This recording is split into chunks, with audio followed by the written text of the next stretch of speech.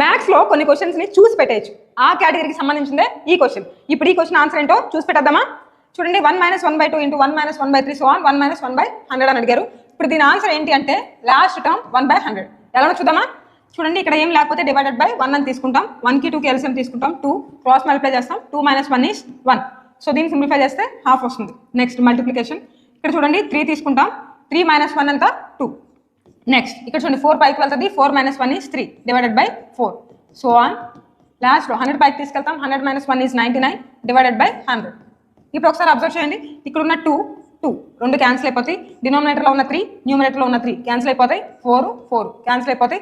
And ఈ పైన ఉన్న 99 ఇక్కడ కింద 99 వస్తుంది. రెండు క్యాన్సిల్ అయిపోతాయి. ఇంకేం మిగులుతుంది అంటే 1 డివైడెడ్ బై 100. సో ఆన్సర్ ఏంటి అంటే 1/100. ఓకేనా? సో ఇలా ఇదంతా చేయకుండా ఈ సమ్స్ని చూసి పెట్టేయాలి. ఓకేనా? లాస్ట్ టర్మ్ 1/100 కాదు, 1 - 1/2026 అని ఇవ్వచ్చు.